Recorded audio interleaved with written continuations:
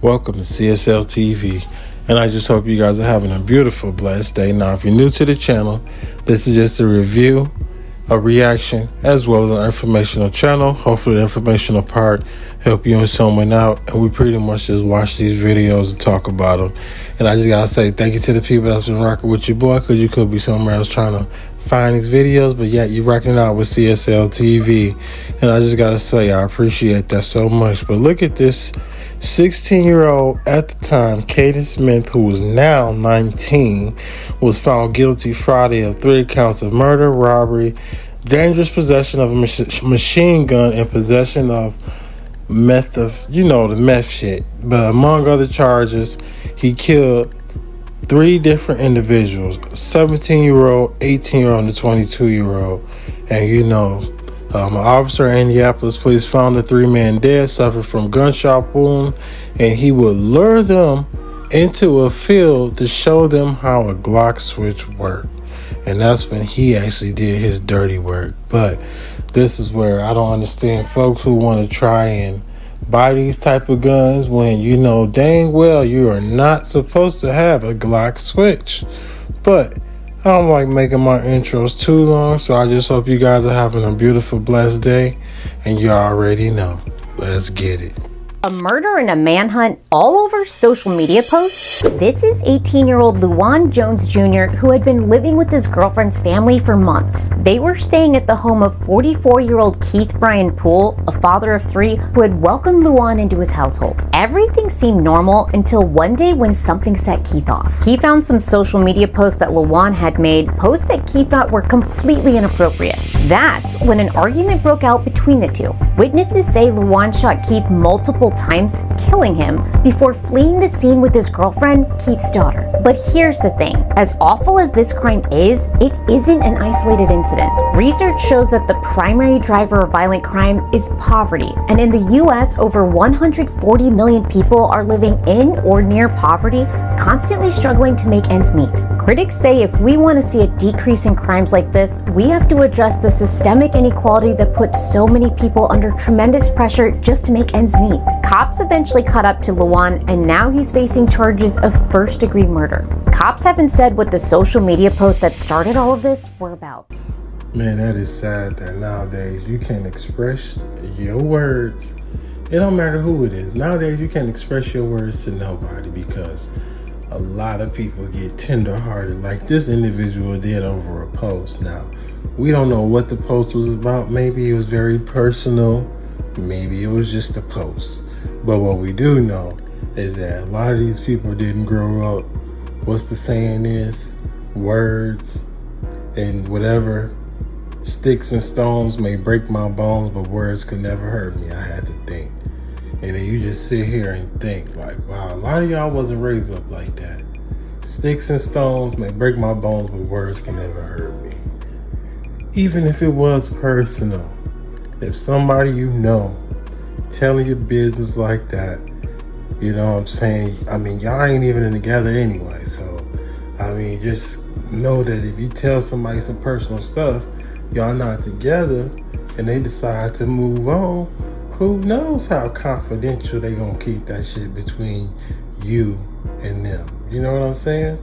And it's messed up that when you're in relationships or whatever, and you open up, that shit can be used against you.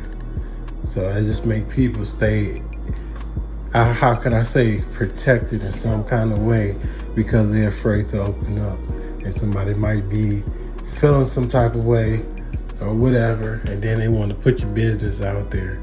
But still, this does not give anybody the right to do things, you know what I'm saying, as high-powered decisions and say when it's somebody's time to go, because none of us on earth can make that type of decision unless you're just one of these idiots like the one we just heard about out here trying to, dictate how people's lives should go. And then this is where your life is going to be showing how it's going to be going. Now, me personally, I hope the justice system do the right thing because this individual have loved ones that love them and they can no longer be here off of words, so hopefully Heads up, this story is disturbing. So this is Crystal Kaiser, a 16-year-old girl from Wisconsin. The daughter of a single mother of 4, she was living at a homeless shelter when she took out an ad online to meet men so she could buy snacks and notebooks for school. The first person to reply was this man, 33-year-old Randy Volar. He showered her with gifts and took her to fancy dinners, but she knew there was a price to pay for these luxuries. Before long, he was taking her to hotels to meet other men and then demanding she turn the money over to him. But one night, both of their lives changed forever. The New York Times says he tried to force himself on her, but she fought back, shooting him twice in the head before setting his body on fire. But here's the thing, Volar was arrested before for sexually assaulting other underage girls. Police found evidence of his crimes, including videos he made of these horrific acts. But instead of facing justice, police let Volar walk, free to attack other young girls like Crystal. Police did the opposite to her. They put her under arrest and put her on trial for first-degree murder. And despite being attacked and trafficked by this monster for years, a court just decided her fate. She'll spend the next 11 years in prison for what critics say was ultimately an act of defense. They ask, would the punishment be the same had this been a young white woman or Volar been a black man? Not to mention the hurdles erected by white people to ensure black people stay poor in the first place. The same poverty that drives young, desperate girls like Crystal to lives of sex trafficking in the first place. Man, that was crazy that she had put herself out there like that and got caught up in a crazy situation. But when you're young-minded and don't know much, I mean, you kind of do put yourself in situations, and then when you go through it, you wish you would have never went through that situation. But 11 years in prison, now I think that is kind of harsh. Maybe 5 years in prison because she did burn the body. But, you know what I'm saying, they didn't give her maybe like 10 years probation. You know, let her do like 4 or 5 years because she did an overkill or however they look at it. I mean, when she shot him, self-defense. But that burning the body, man, I mean, that was just a little too much. She went over the top with that one. But I can't say the type of pain and how traumatized she must have been or how she felt or the things she had to go through and all this stuff during those times. So who am I to say that she did too much? Maybe she was in a different state of mind when you're going through something like that, because I mean, you just know for a fact that's just not something people are supposed to go through.